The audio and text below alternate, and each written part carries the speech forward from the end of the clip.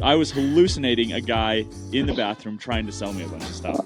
And literally the wheels and everything are like only like this much of the top of the wheel was showing from being in the mud. I don't remember the next like 48 hours. We were on a tuk-tuk. We drove around the corner. The wheel flew off and we skidded to a stop. Hey friends, welcome to the first ever Made to Move podcast by Gravel. And what is Gravel?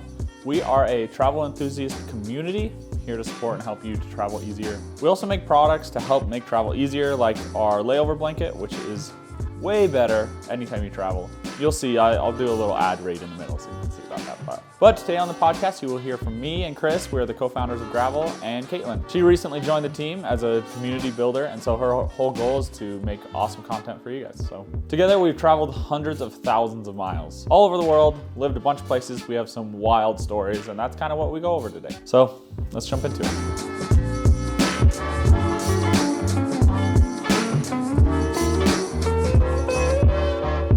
Katelyn, I'd be way curious. The first time you really like started traveling and like left the country for an extended period of time, not just like gone somewhere with your parents when you were 13 or what, but like the first time like on your own left, what was that experience like and where was it and stuff?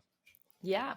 First time I left, I was 17 and I graduated high school, and a week later packed all my stuff up, got on a plane to Europe, and was there for 6 weeks. I went with like this nonprofit that kind of like EF education type thing. And so I got to like tour around like 5 different countries. And that for me, the whole experience was like euphoric, you know, like it was just like, I'm getting on a plane. I'm not an adult yet, but like I want to be one. And, you know, getting to get on a plane for like 12 hours. And that was my first long flight I'd ever done. I remember I took a Tylenol PM because we left LAX at like 9 p.m. and I woke up 11 hours later when we were landing in London. What? Yeah. Travel tip right there. Yeah. Just zonked That's amazing. It was, and then what's crazy is, so I was traveling with a girl who was also going on this trip because we like lived in the same area. So we had connected before we went, and she got food poisoning. So her flight was the polar opposite experience as me, because she had food poisoning for 12 hours straight and I was sleeping for 12 hours straight. And I felt so bad when I woke up like, oh no. But yeah, anyways, I got to Europe and spent basically 6 weeks kind of traveling through Hungary, Italy, Slovenia, Serbia, and Austria. And those 5 are a part of Eastern Europe. Obviously, Italy is a lot more well-known, but the other 4 aren't as popular to travel to, but the culture is incredible. The history is insane. Like they've all kind of, you know, gone through war and things like that. So when you're there, you're just in such a like rich atmosphere, and you're able to meet people and just chat through so many hard and incredible things at the same time. And that's where I really fell in love with storytelling too, like using video as a storytelling piece. And so from there, I kind of was hooked. And 6 weeks later, I flew back home.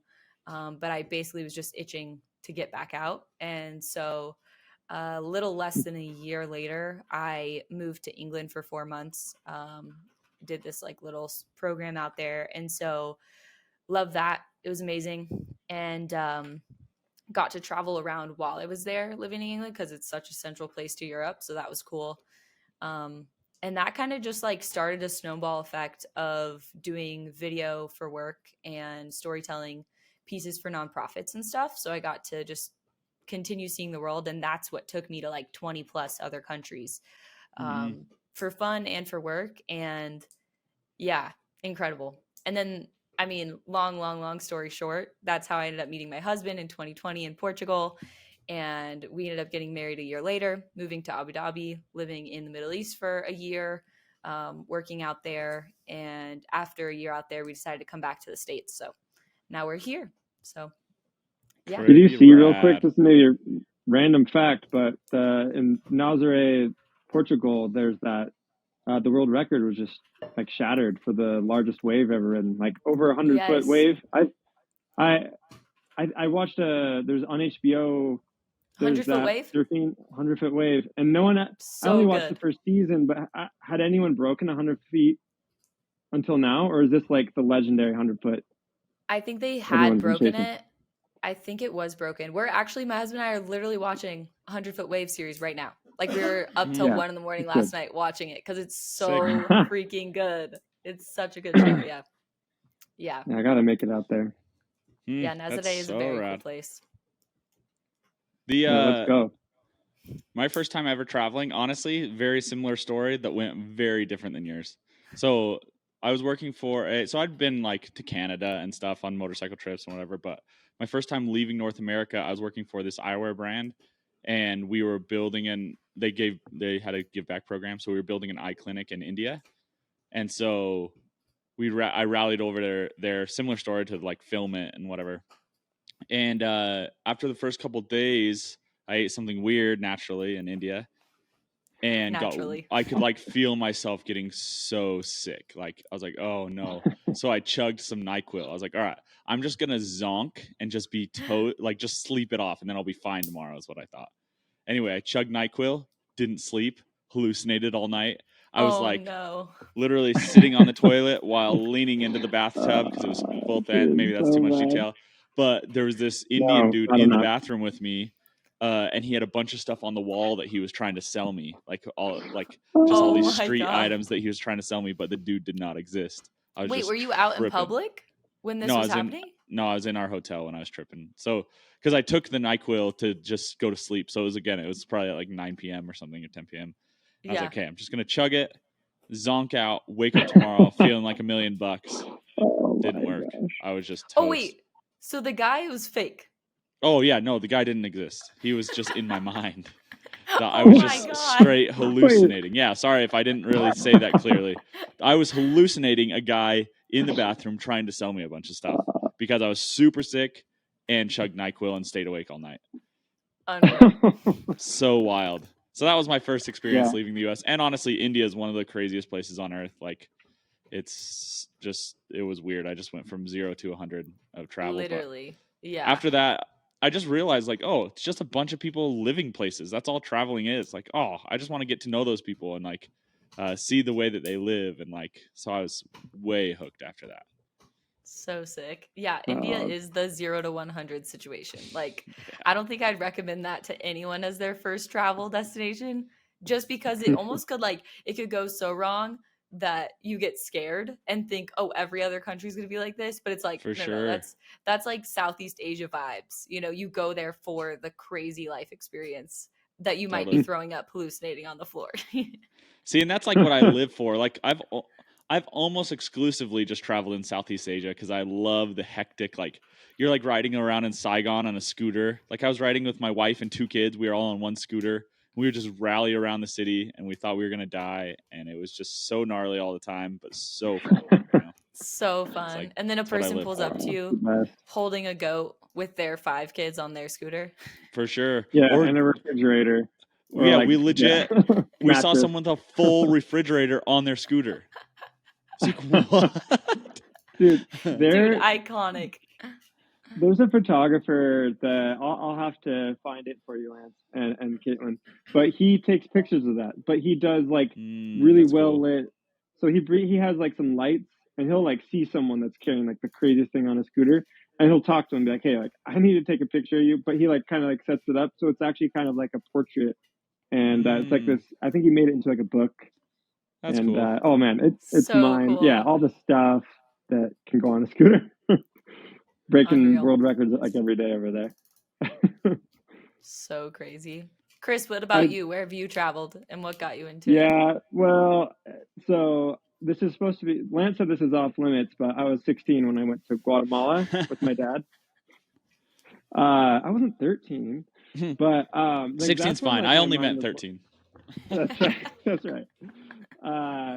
So I went with my dad and some family, and it honestly just like blew my mind. All I had known was Utah and California. Like that was it. And I had no idea that the world was so different, that people lived in such different ways, that there's such different foods. And, if you've been to Guatemala, it's like, I want to go back because now I speak Spanish, but at the time I didn't. I was just a young kid, and I was like deer in the headlights. Like, It's insanely amazing. It's a mixture of jungle and like I had never had any street food ever in my life, and we were on this like bus and we're driving around. We all got off the bus. I got this sandwich, which I couldn't tell you what it was. It was like a sandwich with like minced meat and tomatoes. That's it. And just gobbled it down. And probably like 2 hours later, all these sicknesses we're having on our first travels. But my stomach started to grumble. I'm like, oh, this is bad. And I was there. My cousin, bless her heart, I was laying on her lap, and she was like trying to like, oh, I don't know what to do. And I stood up. I like sat up like this, and I had no hesitation. I just puked, and I puked all over her. I pewed. It's not like it kind of like came out. It like I coughed it all up onto her, puked up this this is gross. This is graphic. But this is graphic. I don't remember the next like 48 hours. I remember laying in the bed. We got to like this hotel, went to bed, and I think I just slept the entire next day. So I slept that night, the next day, and the following night, and woke up. I don't even remember. That sounds awesome. Yeah. The sleep part. Yeah, it's worth it. I since then I've had a lot of street food. I really haven't gotten that sick, knock on wood, but it's worth it. But I do think, go ahead. Yeah. No, I was just gonna say I do think your stomach, like when you start traveling to places that are very different than how food is made here, you have to have that one ultimate sick moment, and then your stomach gets like primed or something, and then every sickness after that isn't as bad. I don't know. I've totally agree. I've actually even heard, I don't know if it's true, but like if you just straight start drinking the water of somewhere like maybe a third world country, it could make you sick if you just like drink the water straight. But if you start brushing your teeth with it when you first get there, that you start to create like a fauna in your stomach, and you start acclimating to the water, and like you won't get sick. I don't know if that's true. That's only if you're staying there for long periods of time. If you're only there for a week, do not do that. It'll just make you sick, probably. I've heard some gnarly stories about just teeth brushing, like how that ruined people's like gut, like they were just ruined for like days. But I mean, every person's stomach is so different, so it's like totally. Who knows? A friend went. One of my friends went on a trip to India with like this whole group of people, and the dude that took him said, "There's two types of people that come to India on these trips. One group that loves it, and one group that's just sick the whole time." So it's like there's just like different stomachs are different. Anyway, what we should actually transition to. So we've obviously covered like the worst part of travel, which is like getting sick from food. We should do the opposite and like cover our favorite parts of travel and some of our favorite experiences, to uplift the Totally. combo a little bit. Well, I focused on sickness because it's a great story maybe, but my mind was, I'll back up and say Guatemala is incredible. Like they have temples from the Mayans, they have like incredible culture, and there's like, I went to this one volcano called Lake Atitlan, and there's a volcano. It's this big lake. On one side, they speak 7 dialects. On the other side, another like 7 dialects. My mind was blown. So that's where like I learned the world's so different than Utah. That's what I should have finished with there. Other than you did puke story. Yeah. Definitely. Oh, well, let's take a quick break. I have some trivia questions for you guys. Are you ready? And I'll ask you the questions now. We'll go over the answers at the end of the podcast. It should be a good time. So if you guys want to write them down so you have your answers with you or on your computer or whatever. Oh, yeah. Okay. Because I know you guys are cheaters, and you guys will probably change your answers by the end of the podcast. Right. All right. No, I'll get a piece of paper. All right. So trivia. Actually, let's see. Ready? Yep. I'm ready. I'm scared. This scared for trivia? Terrifying. I'm like, right. extra scared now. Thank you. Trivia question number 1. How many wonders of the world are there? Easy. We're starting easy. Softball. All right. You ready? Yep. Which two countries share the world's largest international border? Oh. So which two countries share the world's largest international border? I think I know. Yeah, same. I don't know. The next, A little harder ball. the Great Barrier Reef can be found off what country? Are these Fun fourth fact. grade trivia questions? No, dude, I like these. I think- I'm feeling like a pro. Well, some of them are. The one that I actually skipped was it's the Great Wall of blank. So that one was Oh. like, it's like no. Of We can America. work harder. Well, Let's see. Fun fact though, the Great Barrier Reef's coming back. Oh, that's It's good. It's like I actually, love that. they don't want people to know because they want people to keep like preserving it. But Yeah, Makes sense. that's great. Well, So yeah. you gotta cut ignore. this out of the podcast. Yeah, cut that right now. No one can know. Which is the hottest desert in the world? And then last one. What is the largest country by size? And maybe these are a little too entry for Katelyn, but I think those I know the listening hottest should also desert. write these down. me too. We'll see. Okay. Does We're it fighting them out never at the end? end. Can't see, but they're all down. Okay. No hype. googling. I didn't. You know. I heard Katelyn actually typed a lot. I think. Were you That- Well, I googling just over wrote that? down. I actually wrote down the questions, which I probably didn't need to do. But I put like the question and then the answer. Got Oh it. man. Yeah, I would bet money that most of Katelyn's Is there a answers prize? are correct. we'll see. We'll see. Yeah. For the winner. I will melt this can down and create a In a microwave? Yeah, in the microwave. Don't do that. I like that idea. The gravel office destroyed. And the entire building. Yikes. Oh man. Katelyn, do you have a story in mind of any of your travels that it was like a spiritual moment or like this moment that you're like, this is like insane? I mean, I have a ton. I think what's funny is, they could come off as like bad experiences, but it seems like, kind of a lot of times what gets you while you're traveling is just experiences you cannot have back home, So for me, I Mhm. think like one of the ones that literally was like a mind altering experience was I was in Nepal. So we're throwing it back to Southeast Asia, and we were up in this, I think it's called Barpak where we were, which is like this mountainous town that got hit pretty bad from the earthquake that happened. Because we were there in 2016. So it was like 2 years, I think, after the earthquake, maybe 3. And we were up there basically just exploring, like doing just some like hanging out with the community up there. And a monsoon hits. And none of the roads there are paved, obviously. So, well, like in these village towns. And so we're high up on this mountain. And this monsoon hits and all of the roads like wash out. But we had gotten taken up there in like a Jeep truck pretty much. And so our driver was like, no worries, like we'll get down. Like it's fine. And so like we start to go and literally the wheels and everything are like only like this much of the top of the wheel was showing from being in the mud. So we get completely stuck in the mud and then the clutch breaks on the car. So we're like, we're very stuck. It's pouring rain because it's monsooning. And basically like there was like probably 10 of us and we're just standing on the side of the road just like, we have no clue what's going to happen here.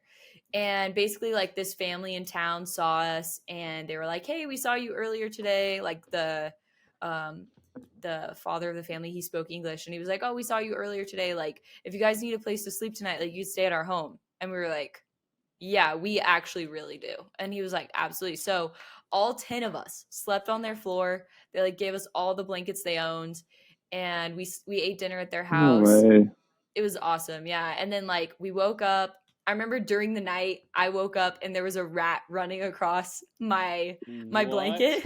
Yeah. Oh, And so I was cute. like, I love rats.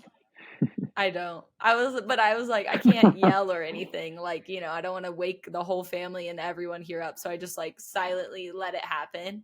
And then we woke up in the morning and like it was still raining. The roads were still in horrible condition, but it had like kind of dried up a little bit, like all the mud. And so the clutch, they were like trying to fix the clutch still. And so after we ate breakfast, we like walked down the hill back to the car, and we're just like trying to figure out how to get down this mountain because literally our flight was within like 36 hours. And by car, it takes like a 12-hour day to get down that mountain back to Kathmandu. So we were like, dude, we might miss our flights. Like, we don't know what's about to go down. And then all of a sudden, out of nowhere, and I have this on video, so I'll throw it on here, a tractor comes down the road, and the tractor has like a truck bed attached to it.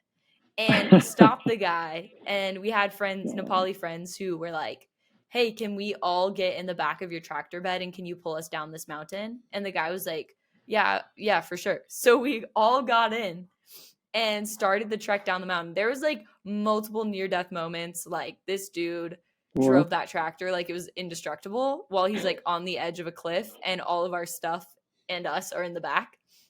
And like, I just remember though, like once we got back into town, it was like 3 a.m. we got back, and that was like that adrenaline moment for 12 hours straight where you're just like, this is what travel is all about. Like, I want to get in situations that I truly cannot get in at home, and that show me that like humans are freaking awesome. Like, we just met this random stranger who let us get in the back of his tractor, and we had this crazy experience down the mountain. And like, now I forever love Nepal for that, because it gave me that experience. So cool. Yeah, and that's kind of just like what got me hooked to like kind of going after just new experiences. I'm not like an adrenaline junkie. Like, I'm not like, oh, I want to go skydiving, like that kind of stuff. Like, I would, but I'm not like, I need that. It's more like just human interaction with strangers just always blows my mind when I'm traveling. Like, meeting people and just being reminded that like most of us here are really good.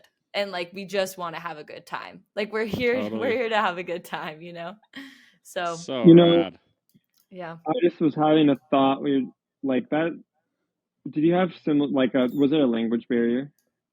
We had you had some Nepalese friends, but were they translating or? Yeah. Well, they kind of just like took over, right? It's like, yeah, we have no clue what's going on. We just need to get down this mountain. So then our Nepali friends were like, no worries. Like, we'll figure it out. So yeah. Because kind of a thought I've had is like the thing separating the world is language at some points. And there's like there's like translator apps and things, but once you're able to communicate with people in some way, like even with hand gestures, like you don't have to even speak the language. Like people, like I 100% agree that like that's what brings us, like people just generally are good. And if you can get over that language, like traveling, you don't necessarily have to speak the same language, or like you don't have to like. I mean, Google's translator app's dope, but I just love that. Like that guy was just like there, and he's like, "Oh, sure, I'll do that," and then that family like brought you in. Like that's insane. So I know. sick.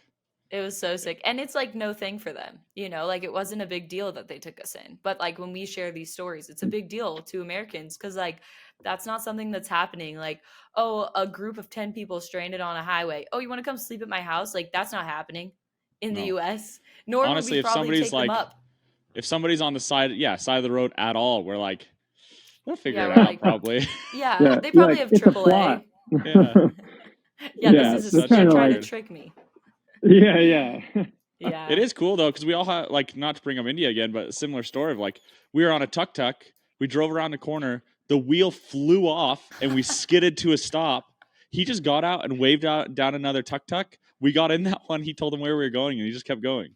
Like, I feel like there's just little instances like that where it's just like, to us, I'll remember that like 30 seconds for the rest of my life. And to them, he was just like, okay, I just got to put my wheel back on, Yeah.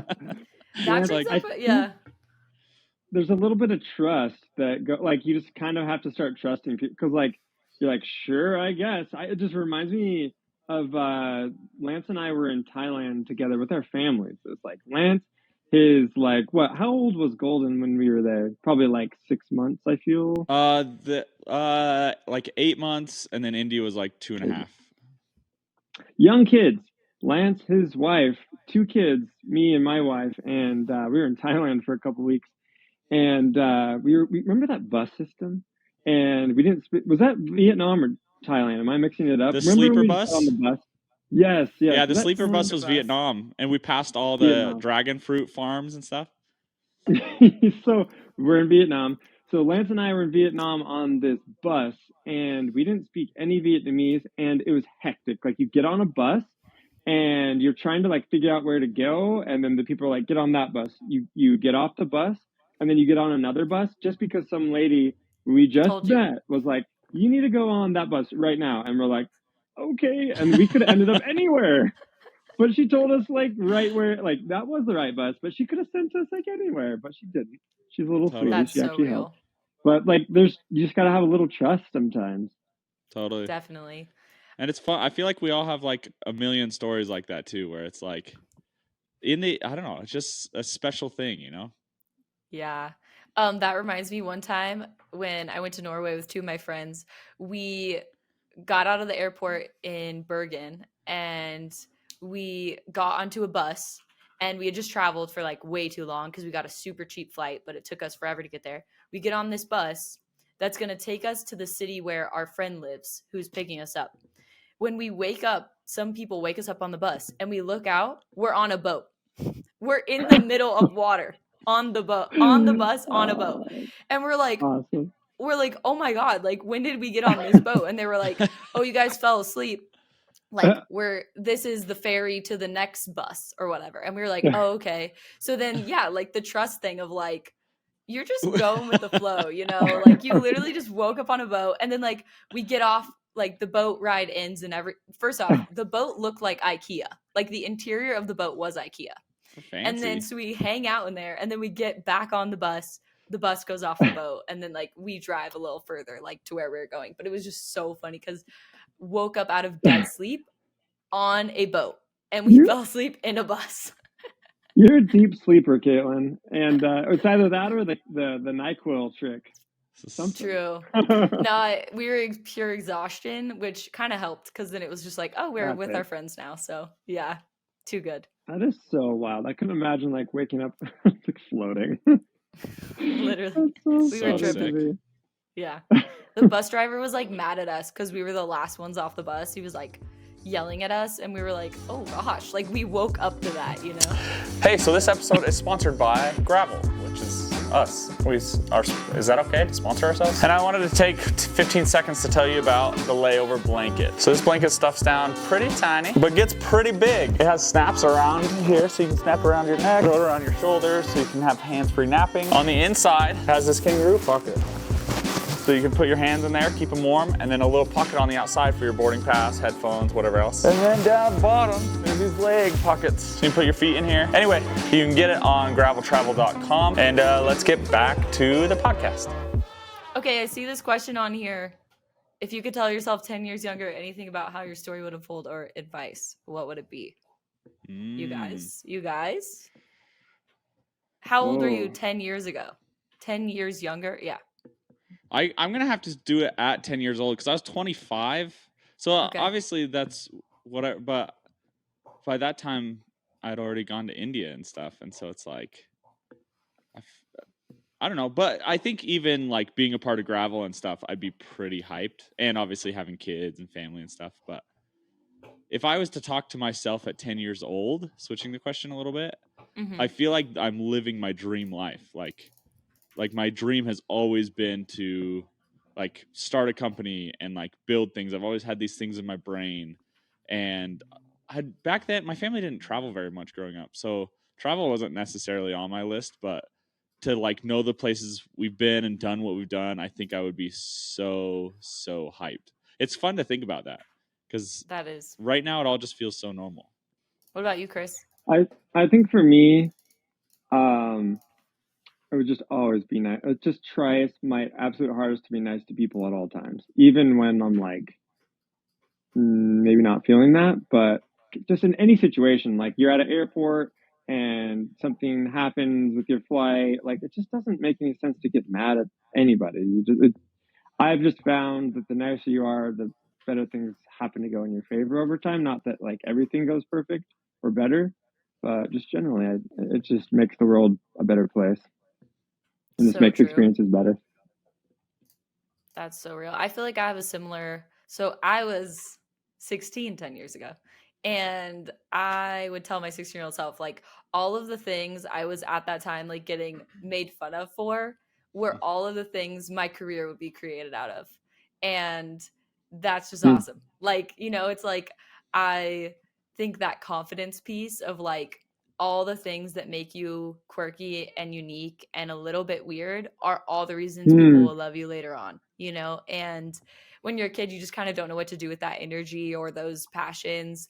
But then when you get even just a year older, like when I left the country for the first time, to use those passions, it set me into a trajectory that a lot of people I know didn't go because they didn't have those like quirks or weird things, So yeah, to just kind of trust who you are, I guess.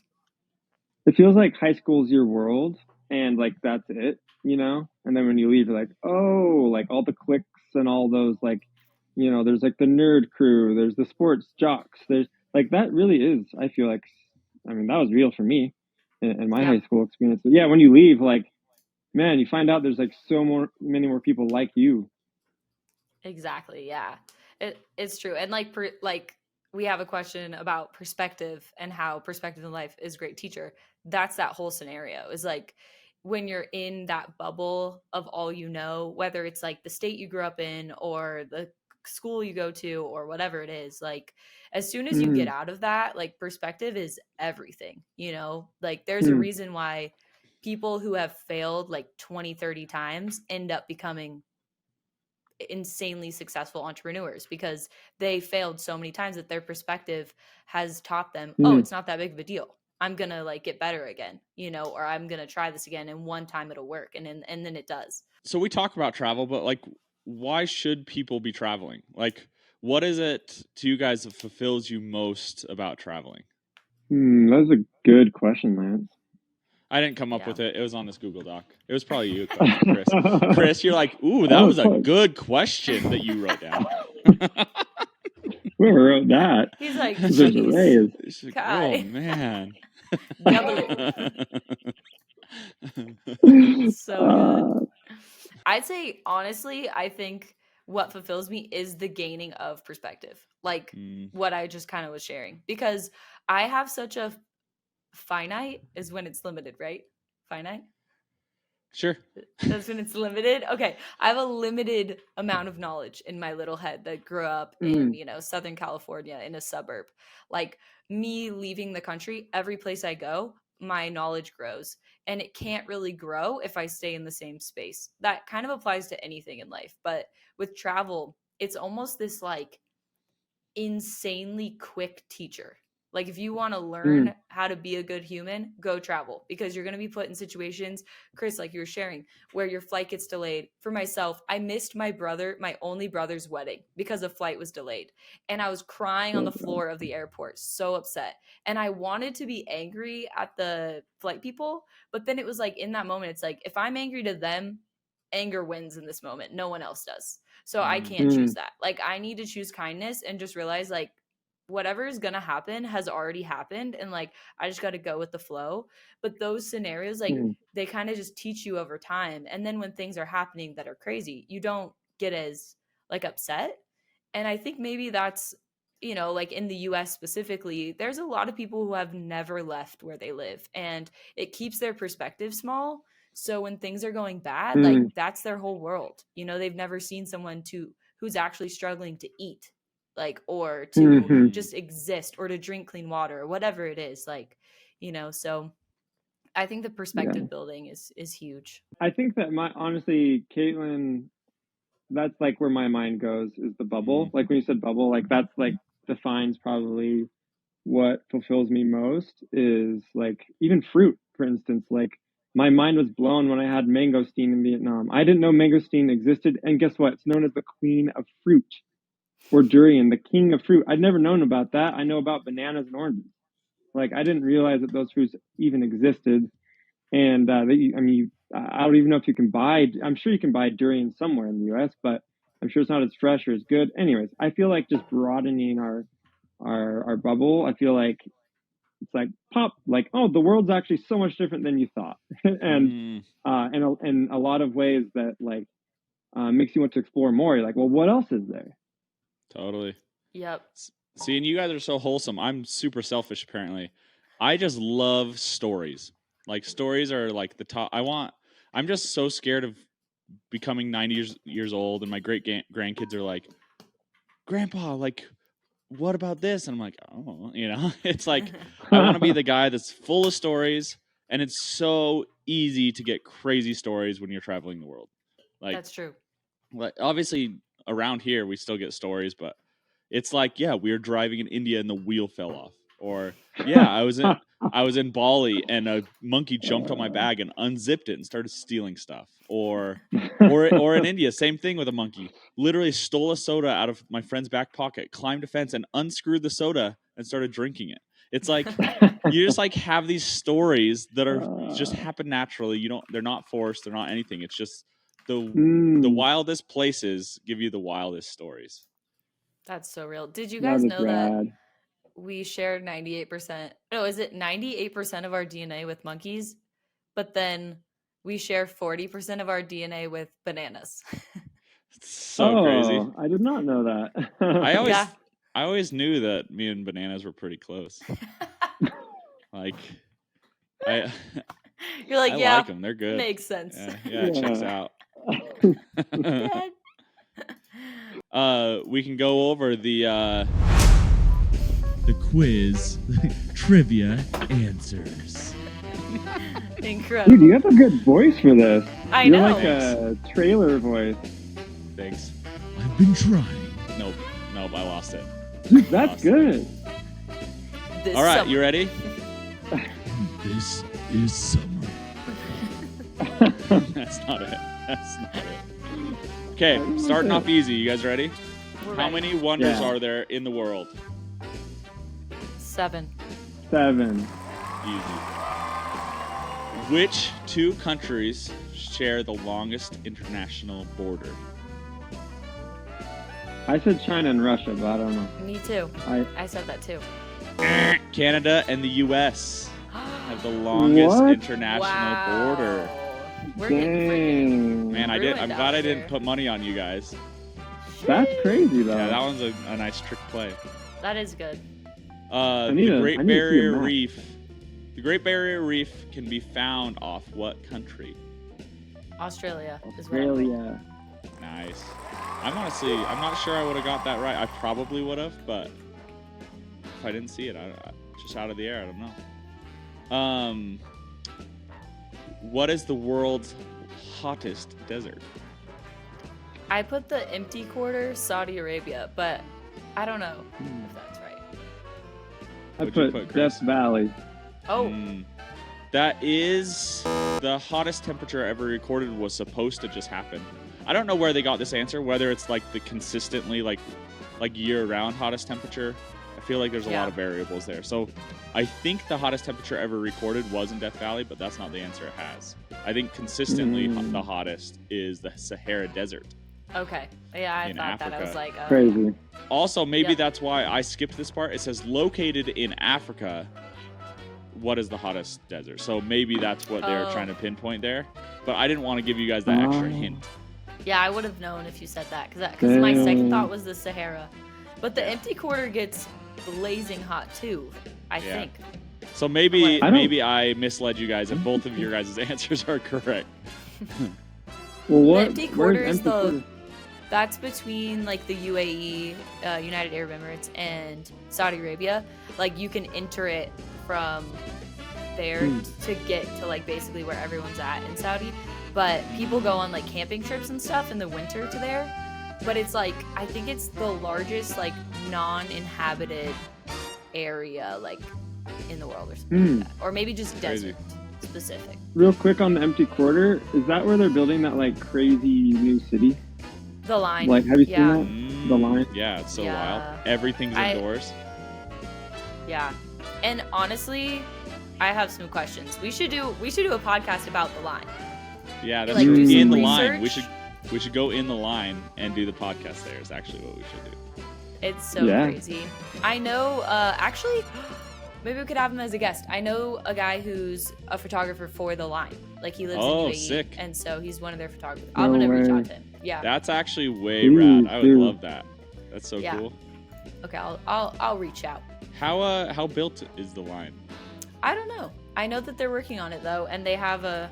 Have you seen the like movie trailer of a release Yes. for it? That's all I've seen, and it kind of like blew my mind. I'm like, is this real? It's it looks crazy, like yeah. too unreal. Like, I mean, it's a dystopian. $500 billion project. what? Yeah. Oh my gosh. Crazy. And it's like 75 miles long, 500 meters high, so that's like 1,500 feet, right? It reminds me of the plot of Silo a little bit. Have you seen Silo No, on Apple TV? I haven't. But it does scare me for a lot of reasons. I'm like, I don't want to be stuck inside there, because what if they just put a lid on top? That Silo. And then they live in there for like a couple hundred years, not to spoil it for anyone. I mean, that's the premise. Is they live in a missile silo, and that's all they know for like a couple hundred years. Like they've been in there. Yep, Crazy. put a lid on it. To watch it.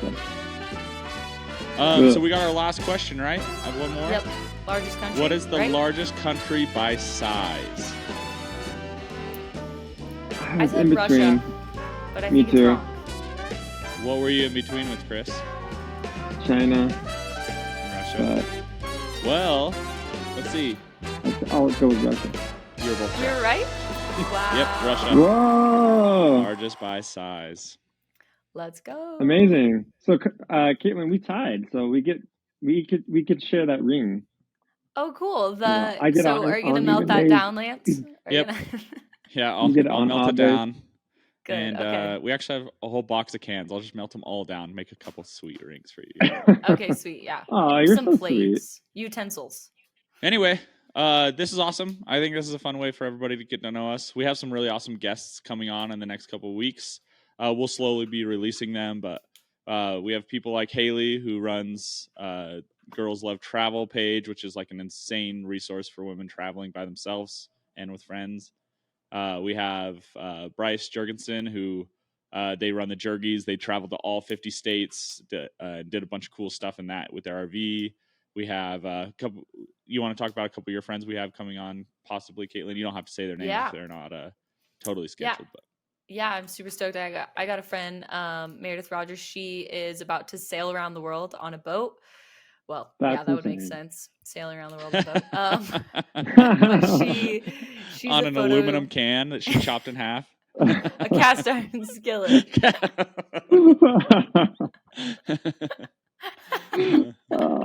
I'm just thinking Yeah. of the logistics of that. Like, it could happen. We could make that happen. Let's do it. I'll melt down my Yeah. cans that we have in the office, and we can make a little ship. Seriously, yeah. The No, world's it's heaviest going to be ship. awesome. Anyways, she's coming on. She's incredible. Cool. She's a photo video journalist, and that's kind of how she's found her way of traveling all over the world. So it'll be cool to hear from her. And yeah, super pumped. There's a Yeah, few we more. honestly have a fun. huge list of guests that we're friends with and that we're excited to have on the podcast. So stay tuned, subscribe, follow, all those things, and yeah, we'll talk to you guys soon. We just made a video at Gravel of our favorite ways to say goodbye or have safe travels. Maybe we can end with our favorite. I'm gonna steal Bon Voyage right off the bat because that's easily the best and my favorite. That's pretty good. I got one. It's probably my least favorite, but it's I'll be here. So bad. I'll be here waiting for you. I say ciao beijinhos, which is bye kisses in Portuguese, because it's That's like just so pretty cute, you know. Yeah, That's sweet. It's like that is cute. That's a cute one. Rad. Cool. Okay. We'll talk to you later. You.